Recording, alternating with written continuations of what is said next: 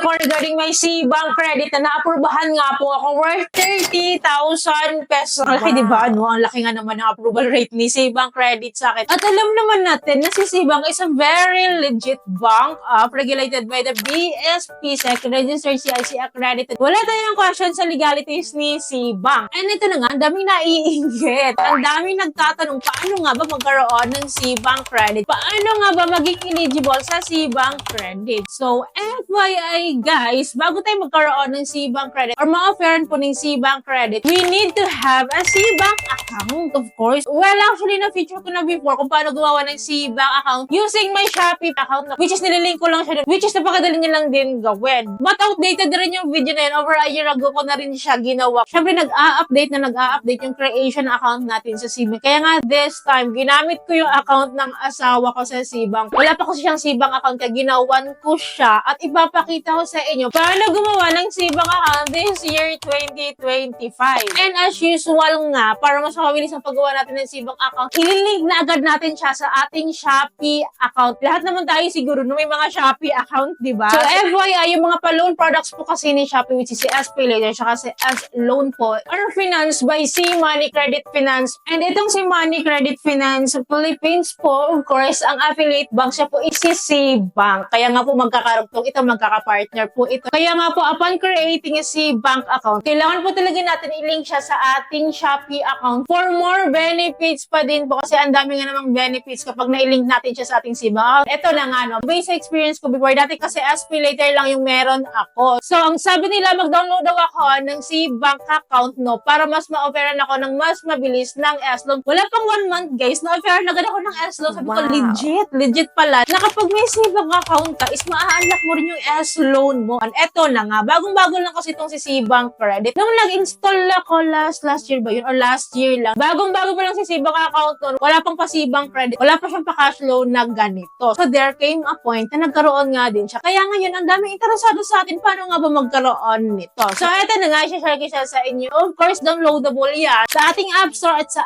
ating Google Play Store. I-open natin yung app. And then, para makapag-proceed po tayo, allow lang po natin itong nag-pop up po dito. And then, makikita nyo po dito, kung gusto daw po natin mag-create ng account. So, marami siyang choices. We can continue with Shopee or we can sign up with mobile phone number or continue with Apple. And tips ko lang sa inyo, of course, kung ano yung phone na ginamit nyo pang-create ng account sa C-Bank. Dapat po, nandito rin po sa cellphone na ito, yung Shopee account natin para mabilis niya pong ma-detect at para mabilis din pong ma-link. So, anyways, click na po natin tong continue with Shopee. C-Bank will receive your user profile, your address information, your order information. So, dahil nakalink nga po siya sa Shopee. So, click lang po natin tong continue. And then here po, madedetect po agad din C-Bank yung mobile phone number po na ginamit natin sa Shopee. So, i-check nyo na lang po yan kung yan po yung ginamit nyo. So, after that po, click lang po natin yung agree button dito sa baba and then next po tayo. And then, magpapadala po sila sa atin ng verification code sa phone number nga po natin. And then, i-enter lang po natin yung OTP. And then, right after that po, we need to create a password here sa ating C-Bank app. So, kayo na pong bahala kung password ang gusto nyo. So, right after that one, click lang po natin to activate now. And then, mag-facial verification po agad tayo. Kailangan po talaga to. So, after doing that is the ID information or the ID details na po inihingi nila. So, ito nga po pala yung mga IDs po sa mga nagtatanong po. Ito po yung mga IDs po na tinatanggap po ni C-Bank. Meron po silang recommended IDs. And then, meron din naman po silang other IDs in case wala siya sa recommended IDs. So, tingnan nyo na lang po yung mga IDs na to. Kung ano meron kayo, pili lang po tayo ng isa dyan. Then, right after that, picturean po natin yung ID front and back. And then, madedetect niya po agad yung details natin sa ID. I-check na lang po natin mabuti kung yun po ba ay tama. So, after this one, nangingi po sila ng additional details natin like our country of birth, city of birth, occupation, company industry, monthly income, source of funds, purpose of account, residential address, and email address. Next lang po tayo, which is their terms of service na. Kung masipag-sipag kayo magbasa, so basahin nyo lahat po yan. Then, right after nyo pong magbasa, so check lang po natin tong maliit na box dito at na ina-agree po natin tong terms and condition nila. And then, dito po, we need to create a 6-digit PIN. Di ba sa Shopee nga, meron tayong Shopee Pay PIN, di ba? 6-digit din yun. And dito din po, mag-create din po tayo ng 6-digit PIN. Nagamit talaga ito, guys. So anyways, nakapag-submit na po tayo ng application. So mag-i-inform daw sila within 2 banking days on the status of our account. We can only make transfer once verified po. So antayin po natin yung verification niya. So click lang po natin tong got it. Then magda-direct na po agad siya sa dashboard po ni C-Bank. So dahil hindi pa nga po siya verified, ganito yung itsura niya. So na-refresh ko lang po siya ng na-refresh. So agad-agad naman, agad-agad naman po pala yung verification nito na verified na agad-agad. Kasi nandito na po yung mga features po ni Cbank sa atin like deposit, pay, transfer, buy, load, etc. And kung mapapansin nyo po, so visible na agad-agad upon creation, visible na po agad si Cbank Credit. Wow. So bago-bago na pala talaga ngayon. Dati kasi walang mga pagganito. Basta konti pala yung features ni Cbank noon. So ngayon ang dami na. At visible na agad si Cbank Credit. So dahil excited tayo, click po natin agad yung Cbank Credit. And nakita nyo naman, sorry, this feature is not yet available to you. So hindi pa na po tayo eligible. So ito nga daw po yung mga tips to boost our eligibility here. So sabi niya po dito na only selected number of customers only pa daw po yung ino-offera nila. Hindi pa daw siya for everybody. Lalong-lalo na kung kagagawa lang natin ng account. So nakalagay nga dito how to increase our eligibility here. So sabi niya dito na pay off any overdue loans you may have on other lending apps. So sabi ko sa inyo nadedetect niya yung mga ganun. Na meron tayong kautangan outside Cbank app or outside Cbank Credit. Kaya dapat isettle natin yung wala nga dapat tayong mga overdue doon. The next tips to increase our eligibility is to increase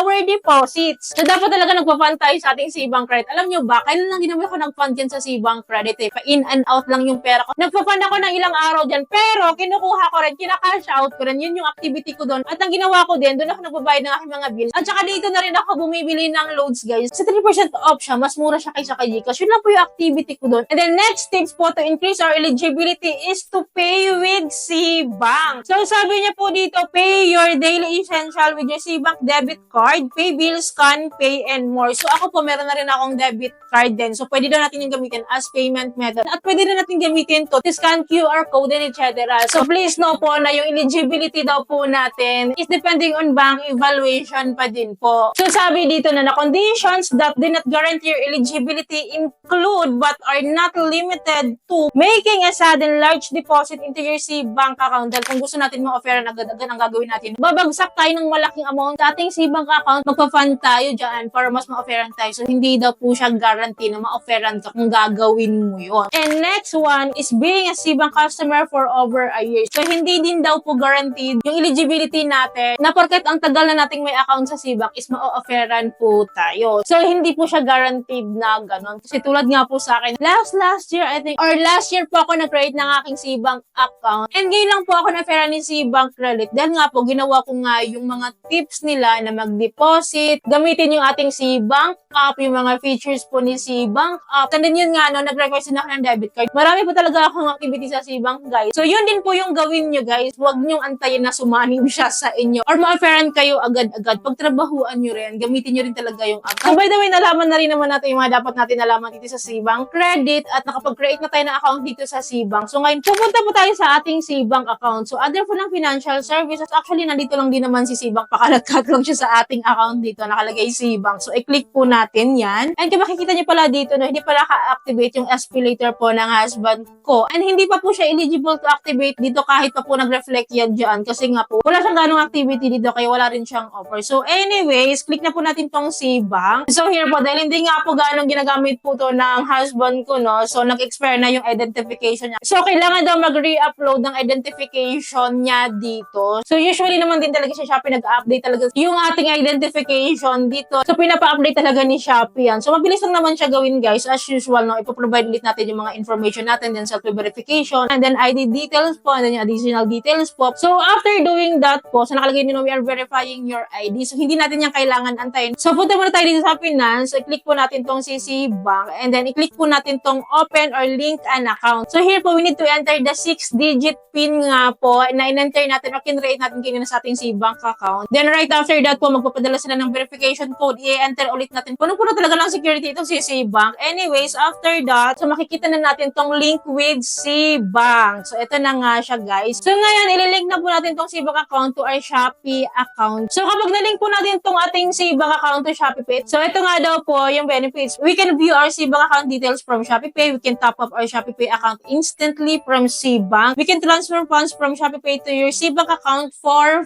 free. So anyways, without further ado, click lang po natin tong link. And then we need to enter again the password of our Cbank account. So diba, ang daming security features po ni Cbank. Anyways, enter natin yan. And then next po tayo. And then dito po, facial verification na naman po. Wala katapos ang facial verification na, no? Then right after that, nakalagay po, link successfully. Na-link na po natin finally yung ating Shopee account dito sa ating Cbank account. So, nakalagay dito na we can cash in or cash out for free na daw kasi nga po na-link na natin to. And anyways, itong si Cbank din, lalabas din to as payment method din kapag gumagawa po tayo ng transaction dito sa Shopee Pay. And that's all guys. I hope nasundan nyo yung process step by step. So, yun lamang po. I hope po nakatulong tong video sa inyo. Kung nagustuhan nyo po yung video, please don't forget to like, share, and subscribe. Click yung bell button po lahat ng videos ko is updated and notified po kayo. Thank you for watching this video. Bye!